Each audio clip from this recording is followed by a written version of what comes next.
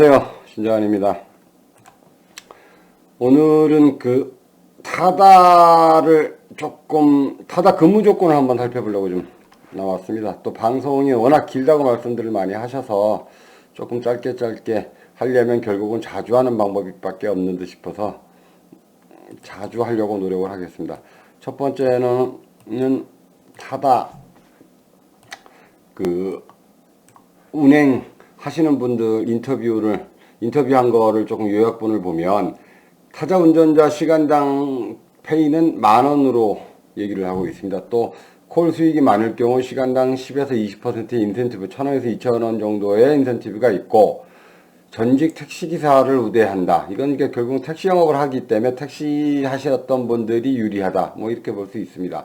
택시보다 약간의 프리미엄 서비스를 하고 라디오는 93.1로 고정이 되어 있다. 주야간 교대 2교대지만 중간에 4교대 할 수 있고 운전자는 10개 업체에서 아웃소싱으로 채용되고 있습니다. 그리고 이중률이 굉장히 높다고 얘기를 하고 있고요. 재밌는 조항이 하나 있습니다. 출근이 어려울 경우 전날 미리 통보해야 하며 미리 통보되지 않은 미출근 시에는 휴차비 45,000원을 발생시킨다. 이건 나중에 노동법상이라든가 뭐 사회적으로 문재인 정부나 문재인 정부가 힘이 빠질 경우는 분명히 문제가 될 수 있는 소지입니다. 운전자는 3개월 단위로 계약을 하고요. 교육은 2일 동안 받으며 비용은 개인 비용이다. 세차는 업체가 따로 있고 심야 시간대에는 모든 차량에 집중 운행을 하며 그다음에 자잘한 사고가 법인 택시보다 많고 보험료 증가가 시작이 되고 있습니다. 그리고 대인 대무는 3억까지 가입이 되어 있고 그리고 차량에 작은 스크래치만 생겨도 운전자한테 부담을 시키고 알림 휴일에 생긴 실집도 운전자한테 알림 휴일을 바꾸고 청구했다는 이야기를 하고 있습니다. 그 다음에 요금의 체계에는 심야에는 최소 1.2배가 적용이 되고요. 그러니까 우리처럼 할증 시간대가 있는 듯 싶어요. 아마 이 심야의 1.2배는 택시의 1.2배가 아니고 자기네들이 기존적으로 세우는 요금 체계의 1.2배가 된다. 이렇게 보시면 될 것 같습니다. 그리고 최대 1.7배까지 탄력적 요금제를 적용하라고 있다. 그 다음에 11명이 승차 요청을 하면 처음에는 거부를 하지만 강력하게 요구하면 승차시킨다. 또 분심을 찾아주면 2만원 청구하고 그 다음에 승객들은 불만이 없다. 그 다음에 10시간 기본 운행에 1시간 30분 휴게 시간이 있고 그 다음에 지금 현재로서는 적자이지만 기업의 가치를 높이는 데 우선순위가 되어 있다. 이렇게 볼 수 있습니다. 타다의 근로조건을 한번 좀 살펴봤고요. 어저께 뉴스 나온 거 하나 보고 가시면 어제 뉴스 나온 거 잠깐 하나만 보고 가시면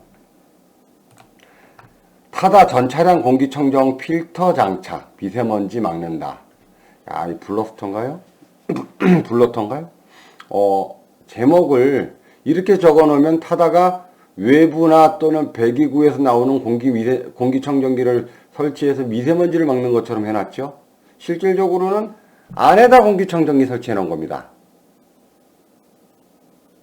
안에다 공기청정기를 설치해 놓고 제목은 밖에다가 미세먼지를 막는 것처럼 이렇게 포장을 좀 해놨습니다. 저는 이 부분들도요. 언론에서 왜 이렇게 쓰고 있는지 모르겠어요. 요거는 기사들 마음이라 그러니까 그건 그럴 수 있다 칩시다. 상당히 마음에 안 드는 부분들이지만 그렇게 치지만 지금 택시는 경유 차량을 줄이고 있는 상태고 허가가 나지 않는 상태입니다. 그리고 경유 차량 자체도 계속 줄이려는 노력을 하고 있고 경유세를 올리느니 마느니 하고 있는 판국에 이렇게까지 띄워주면서 타다는 100% 경유 차량인데 경유 차량을 돌아다니게끔 만들 이유가 있느냐에 대한 부분들을 또 한번 정부에 물어보고 싶습니다. 또는 환경부 쪽에 한번 물어보고 싶어요. 타다가 1,000대가 늘어나면 또는 2,000대가 늘어나면 또는 5,000대가 늘어나면 그만큼 경유 차량이 그만큼 늘어나는 효과입니다. 이거 미세먼지에 굉장히 안 좋은 거잖아요. 환경부에 계시는 분들은 뭐 하시나 모르겠어요. 좀 막아주시기 바랍니다. 그리고 타다나 이 카카오는 여기서 이제 카푸는 별개입니다. 타다나 이런 그 자가용, 그러니까 렌트카를 이용하는 유상업체들이 착각을 하고 있는 것이 보통 대기업에서 일반 영세 업종들이거나 아니면 일반 업종을 대기업에서 진출을 해서 그 업종을 죽이는 방법은 처음에는 저가 공세로 시작을 합니다. 그래서 저가 공세로 시작을 해서 기존에 있던 영세업자들을 하나둘 폐업을 하기 시작하면 그때부터 점유율을 높이기 시작해서 그 점유율이 일정 부분 높아가면 요금을 올려서 수익을 창출합니다. 그게 이제 대표적으로 그렇게 해서 망가뜨리는 업종들이 이제 세탁소가 있고요. 두 번째로는 편의점, 구멍가게가 있습니다. 또 문방구들이 그렇게 사라졌습니다. 그런데 다른 자영업자들, 예를 들어 문방구라든가 아니면 구멍가게라든가 세탁소에 대한 업종들은 어떠한 것들이 있느냐 하면 세탁소나 문방구를 하던 자리나 구멍가게를 하던 자리가 폐업을 하게 되면 그 자리에 다른 업종이 들어옵니다. 그래서 사라지거든요. 그래서 그 업종 자체에 대한 점유율 자체가 낮아질 수 있는 부분들인데 택시는 좀 다릅니다. 택시는 프리미엄 값이 지금 한 7,800, 7,700 이 정도 하고 있는 듯 싶은데 이게 심지어 500만원, 300만원씩 떨어져도 나라에 반납을 하지 않습니다. 서울시에 반납을 거의 안 하실 거라고 봐요.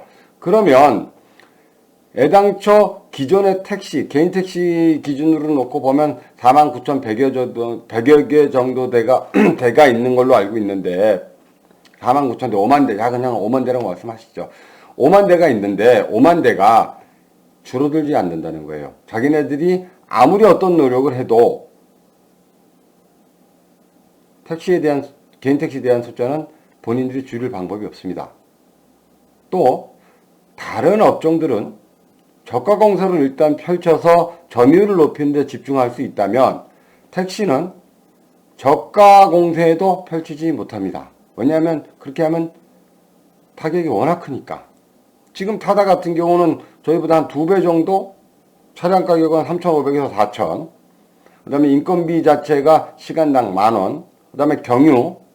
그러면 최소 차량 운행비에서 2배 비싼 또 인건비에서 1.5배 정도 더 최저임금보다 안 되니까 법인택시가. 그러면 한 1.2, 3배 정도.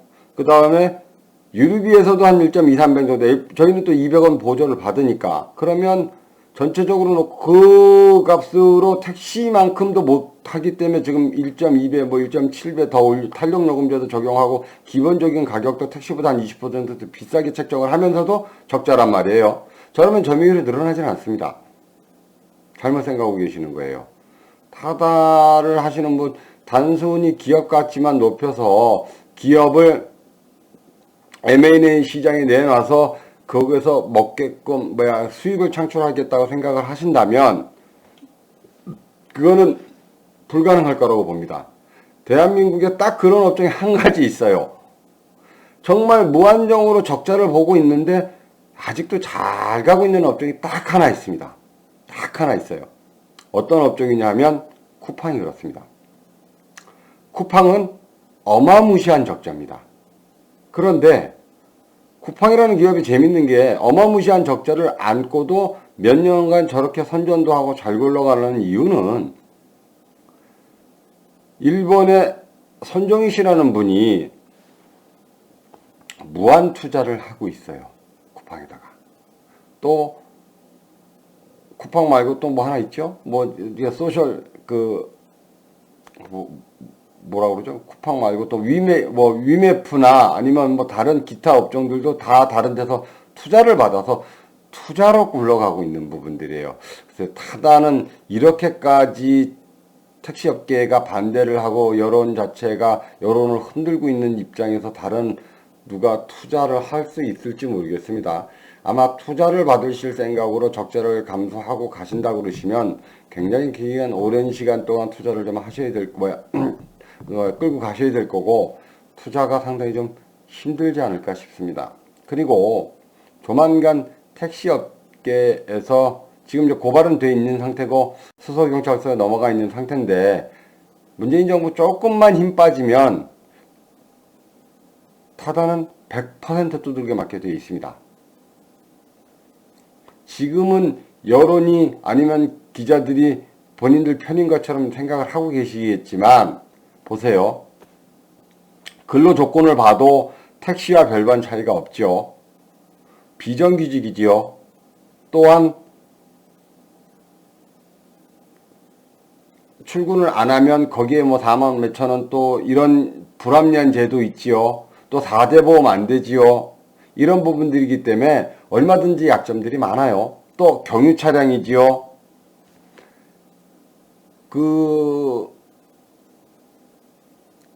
저번 금요일 날 집회 때인가요? 그 말씀을 하시더라고요. 승합차는 말입니다. 어느 분이 말씀을 하셨는지, 이은수 이사님이 말씀을 하셨는지, 아니면 어떤 분이 말씀을 하셨는지 모르겠는데, 그런 얘기를 하시더라고요. 승합차를 11인승부터 15인승까지 빌려주는 이유는, 그걸 허락하게 대통령령으로, 시행령으로 잡아놓은 이유는 뭐냐 하면은요, 자가용을 평소에 운전하시는 분들이 사람을 많이 태우고 다니면 운전이 좀 서툴릴 수 있으니까 그 부분들을 보완하기 위해서 만들어 놓은 부분들이지, 사람 혼자 타고 둘이 타고 다니는데 11인승 차가 다 굴러다니는 게 그건 국가적으로도 낭비예요. 그렇지 않습니까? 우리가 혼자 타고 다니는 사람이 주변에 예를 들어서 혼자 독신으로 사시는 분이 또 짐을 싣고 나가야 될 이유도 없는 분이 카니발 11인승을 뽑았다 그러면 무슨 얘기를 하시겠어요? 왜 이렇게 큰 차를 뽑냐 소리를 하겠습니까? 안 하겠습니까? 사람 한 명, 두 명 태우고 자고 미세먼지 내뿜는 경유차를 11인승짜리를 뽑아다가 저렇게 서울시에다 갖다 막 뿌려 제끼면 저거는 국가적으로 존먹는 행위예요. 택시 업권 자체를 존먹는 건 얘기할 것도 없고요. 국가적으로도 낭비이면서 미세먼지 많이 발생시키는 요인 중에 하나지 않습니까? 굳이 그런 행동들을 왜 하고 계시는지 모르겠어요. 욕먹으시면서. 뭐 단 한 가지 이유가 있다면 욕을 먹어서 오래 살고 싶은 생각이 있으시다 그러시면 뭐 그러셔도 상관은 없습니다만은, 그 욕을 먹어서 오래 사시려고 그러시면 되겠습니까? 약이나 운동을 생각하시고 다른 걸로 오래 사실 생각을 하셔야지.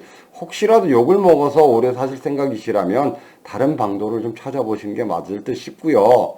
두 번째로는 택시는 아무리 노력하셔도 개인 택시의 숫자는 절대로 줄어들지 않습니다. 그렇기 때문에 기본적으로 프랜차이즈들이나 대기업들이 영세업자를 죽이는 방법으로는 택시를 죽일 수가 없어요. 그거는 제가 한 15년 정도 택시 하기 전에 프랜차이즈 업계에서 근무를 했기 때문에 영세업종 죽이는 방법을 누구보다 잘 알고 있습니다. 그래서 막 드리는 말씀인데, 그런 식으로는 택시가 절대 죽지 않습니다. 택시에 대한 인위적인 숫자를 줄이려는 방법은 사망하셔도 그 자리에 다른 분이 들어오기 때문에 절대로 줄어들지 않아요.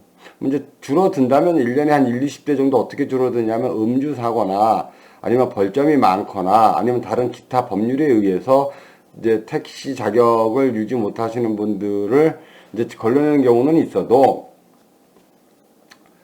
그렇게 뭐 인위적으로 가격 경쟁력이거나 이걸로 죽일 수는 있는 방법은 없습니다. 그런데 저는 여기서 또 한 가지 이 부분들은 좀 의심스럽습니다. 이 정부가 조금 미친 정부라 그런지 모르겠지만 조금 목소리가 좀 높았습니다. 65세 자격 요건을 강화하는 부분들은 택시 죽이기의 일환이 되지 않을까. 그런데 그것도 마찬가지입니다. 65세 넘으신 분이 예를 들어서 운전정밀 검사를 통과를 못 하셔도 그 자리에는 누군가 들어옵니다. 그 자리에는 누군가 들어와요. 그렇기 때문에 택시의 인위적인 숫자는 쉽게 줄이지는 못하실 거다라는 것이 오늘의 결론입니다. 타다 분명히 박살 날 거고요. 하필 규정으로 어떠한 명목으로 갖다 붙여도 타다는 정당화될 수 없습니다. 뭐 환경적으로도 그렇고 또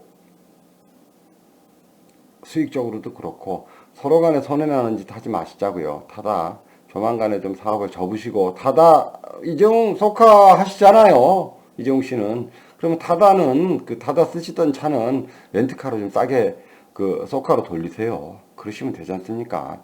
오늘 여기까지 하겠습니다. 감사합니다.